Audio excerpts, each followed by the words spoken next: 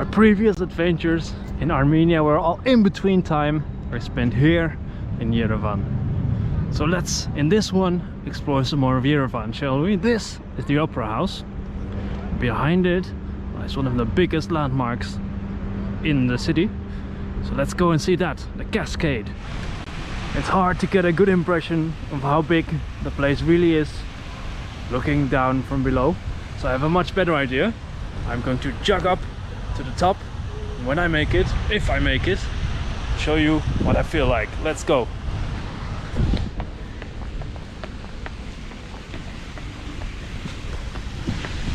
There we go. First level. Fountains. Beautiful stonework and an interesting statue.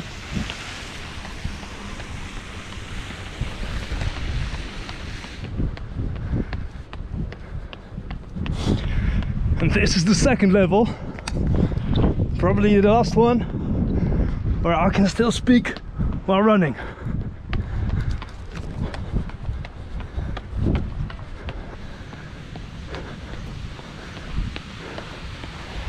The third level, there you go. I'm not gonna say anymore.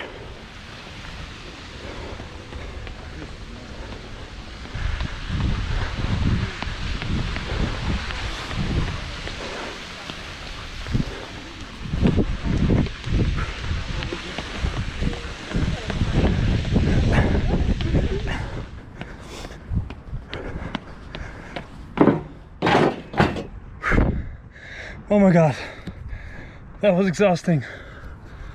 What a view. And that was only the first segment. The second segment lies right here. This empty mess of concrete, bare rebar. Skipped over the second segment and started straight with the third one, which suddenly starts here and goes up here. Let's see. At the very top stands this giant obelisk with what I think is an eagle feather statue on top, mounted on a giant viewing platform. And when I keep going up from the Cascade, I come to a very fancy neighborhood, one with embassies, diplomats, and this very interesting looking apartment building here at the end. Of course, normally I don't post so much contemporary and inhabited architecture on this channel, but I find this one to be particularly interesting and a very disorienting perspective. Really cool stuff. But let's quickly get back to something more familiar to this channel. A piece of beautiful Soviet architecture, the Karen Demirchan complex. It's a sports and music center. It's currently abandoned. And it looks really eerie being this quiet. This place is desolation in combination with its use of materials.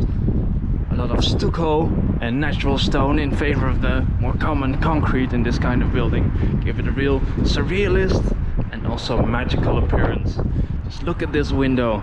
It could easily be in some surrealist painting or a wizarding school or a demonic prison or something. And look down there. That at some point must have been some Soviet top brass's means of transportation around Armenia and perhaps around the Soviet Union. What a cool car. I wish I could borrow it. The entrance to the complex must be the most imposing thing about it. A very unusual looking shape, a big seal at the top and a wide relief all across it in the typical monumental Armenian style with the orange natural stone. Very beautiful. What an imposing entrance this is. And right in front of the entrance we find what once was a very impressive complex of fountains, but now lies dry in the scorching summer sun here in Yerevan. Look at that. Just look at the size of it. We're just up there. It continues all the way to down there. Walking to the dry fountains gives me the same surrealist feeling as we just had next to the building, natural stone, hard shadows, and a lot of elevated pathways going everywhere. So, what does the future hold for this place? Well, there are plans to turn this into a, and I quote, family-oriented center, whatever that may mean. Well, I hope they will find a good use for it because it's a cool building. I hope you enjoyed my video exploring Yerevan, exploring this sports and music complex. I hope to see you for the next one next Sunday.